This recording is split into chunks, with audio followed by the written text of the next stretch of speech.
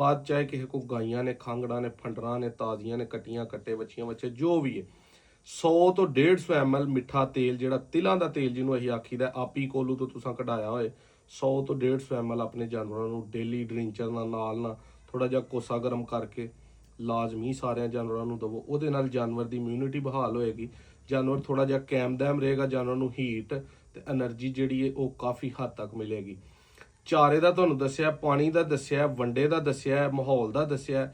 ਇਹਨਾਂ ਚੀਜ਼ਾਂ ਤੇ ਲਾਜ਼ਮੀ ਗੌਰ ਕਰੋ। ਜਿਹੜੇ ਜਾਨਵਰ ਗੱਭਣ ਨੇ ਜਾਂ ਫੁੱਲ ਤਿਆਰ ਨੇ, ਉਸ ਤੋਂ ਬਾਅਦ ਜਾਨਵਰ ਜਦੋਂ ਸੂ ਪੈਂਦਾ ਉਹਨੂੰ 2 ਤੋਂ 3 ਦਿਨ ਲਾਜ਼ਮਨ ਗਰਮ ਪਾਣੀ ਨਮਕ ਪਾ ਕੇ ਪਿਲਾਉਣਾ। ਔਰ ਜਾਨਵਰਾਂ ਦੇ ਉੱਤੇ ਜਿਹੜਾ ਤਾਜ਼ਾ ਸੂਆ ਹੋਇਆ ਕੰਬਲ ਜਾਂ ਜਿਵੇਂ ਕੋਈ ਖੇਸ ਟੈਪ ਹੁੰਦਾ ਜਾਂ ਕਿਸੇ ਵੀ ਤਰ੍ਹਾਂ ਦੀ ਕੁਛ ਹੈ ਉਹਦੇ ਲੱਕ ਤੇ ਜ਼ਰੂਰ ਪਾ ਦੇਣੀ ਹੈ। ਉਹਦੇ ਨਾਲ ਜਾਨਵਰ ਨਿੱਘਾ ਰਹੇਗਾ, ਜੇਰ ਵੀ ਆਰਾਮ ਦੇ ਨਾਲ ਸੁੱਟ ਦੇਗਾ।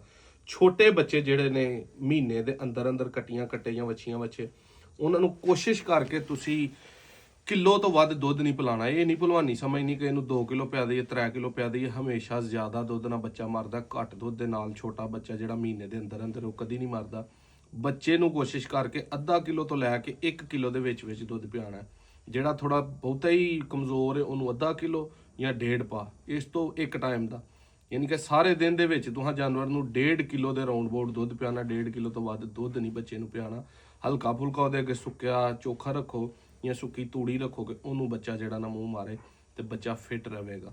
ਦੇਸੀ ਆਂਡਾ ਅਗਰ ਮਿਲ ਜੇ ਤਾਂ ਉਹ ਬੱਚੇ ਨੂੰ ਰੋਜ਼ ਦਾ ਇੱਕ ਜਾਂ ਇੱਕ ਦਿਨ ਛੱਡ ਕੇ ਇੱਕ ਦਿਨ ਜਿਹੜਾ ਉਹ ਛੋਟੇ ਬੱਚੇ ਨੂੰ ਮਹੀਨੇ ਦੇ ਅੰਦਰ ਜਿਹੜਾ ਲਾਜ਼ਮੀ ਦਵੋ। ਬੱਚੇ ਨੂੰ ਕੋਈ ਜਰਸੀ ਸਵੈਟਰ ਜਾਂ ਬੋਰੀ ਲਾਜ਼ਮੀ ਬੰਨ੍ਹ ਕੇ ਰੱਖੋ, ਉਹਦੇ ਨਾਲ ਬੱਚੇ ਨੂੰ ਸਰਦੀ ਨਹੀਂ ਲੱਗੇਗੀ। ਬੱਚੇ ਨੂੰ ਸਾਰਾ ਦਿਨ ਜਦੋਂ ਤੱਕ ਧੁੱਪ ਲੱਗੇ ਉਦੋਂ ਬੱਚੇ ਨੂੰ ਬਾਹਰ ਕੱਢਣਾ, ਤੇ ਫਿਰ ਵੀ ਥੱਲੇ ਜਿਹੜੀ ਜਗ੍ਹਾ ਹੋਏ ਖੁਸ਼ਕ ਹੋਏ ਔਰ ਸੁੱਕ ਕੁਟਲ ਪਰਾਲੀ ਤੂੜੀ ਕੋਈ ਵੀ ਚੀਜ਼ ਪਾਈ ਹੋਏ ਉਹਦੇ ਉੱਤੇ ਬੱਚਾ ਪਵੇ। ਚਾਹੇ ਧੁੱਪ ਹੋਏ ਨਾ ਹੋਏ, ਸਰਦੀ 'ਚ ਬੱਚਾ ਜ਼ਮੀਨ ਜਿਹੜੀ ਤੇ ਵੀ ਪਵੇ ਉਹਦੇ ਥੱਲੇ ਸੁੱਕ ਹੋਏ, ਖੁਸ਼ਕ ਜਗ੍ਹਾ ਬਣਾਈ ਹੋਏ। ਜ਼ਮੀਨ ਤੇ ਬੱਚਾ ਨਾ ਪਵੇ, ਜ਼ਮੀਨ ਤੋਂ ਬਹਿ ਕੇ ਬੱਚੇ ਨੂੰ ਥੱਲੋਂ ਹੀ ਠੰਡ ਲੱਗਦੀ ਹੈ। ਵੱਡੇ ਮਾਲ ਥੱਲੇ ਵੀ ਆਪਣੀ ਜਿਹੜੀ ਹੈ ਸੁੱਕ ਪਾ ਕੇ ਰੱਖੋ। ਕੋਈ ਵੀ ਜਾਨਵਰ ਹਲਕਾ ਫੁਲਕਾ ਵੀ ਬਿਮਾਰ ਹੋਏ, ਬਜਾਏ ਇਹਦੇ ਕਿ ਨਾਦਰ ਭਾਈ ਦੇ ਮਗਰ ਚੜ੍ਹ ਜਾਓ WhatsApp ਤੇ, ਫੌਰੀ ਆਪਣੇ ਡਾਕਟਰ ਨਾਲ ਰਾਬਤਾ ਕਰੋ। ਡਾਕਟਰ ਨੂੰ ਬੁਲਾਓ, ਮੌਕੇ ਤੇ ਆ ਕੇ ਜਿਹੜੇ ਡਾਕਟਰ ਨੇ ਤਸ਼ਖੀਸ ਕਰ ਲੈਣੀ ਹੈ। ਉਹ ਕਦੀ ਵੀ ਨਾਦਰ ਭਾਈ ਨੇ ਇੱਥੇ ਫੋਨ ਤੇ ਬਹਿ ਕੇ ਤੁਹਾਨੂੰ ਨਹੀਂ ਦੱਸ ਲੈਣਾ ਕਿ ਤੁਸੀਂ ਫਲਾਣੀ ਸ਼ਹਿ ਦੇ ਲਓ ਜਾਂ ਤੁਸੀਂ ਫਲਾਣੀ ਸ਼ਹਿ ਦੇ ਲਓ। ਅਕਸਰ ਅਸੀਂ ਗੁਰਗੰਡੇ ਤੇ ਟੱਕ ਧਰ ਦਿੰਦੇ ਆ, ਉਹ ਵੀ ਚੀਜ਼ਾਂ ਠੀਕ ਨੇ ਕਿਸੇ ਹੱਦ ਤੱਕ, ਲੇਕਿਨ ਤੇਲ ਜਿਹੜਾ ਤਿਲਾਂ ਦਾ ਤੁਸੀਂ ਮਿੱਠਾ ਦੇ ਲੈਣਾ ਜਾਨਵਰ ਨੂੰ, ਉਹਦੇ ਨਾਲ ਜਾਨਵਰ ਦੀ ਸਿਹਤ ਬੜੀ ਹੱਦ ਤੱਕ ਬਹਾਲ ਰਹਿਣੀ ਹੈ। ਵੀਡੀਓ ਅੱਛੀ ਲੱਗੇ ਸ਼ੇਅਰ ਕਰਿਓ, ਔਰ ਇਹਨਾਂ ਦਿਨਾਂ 'ਚ FMD ਦੀ ਵੈਕਸੀਨ ਆਪਣੇ ਜਾਨਵਰਾਂ ਨੂੰ ਲਾਜ਼ਮੀ ਕਰੋ।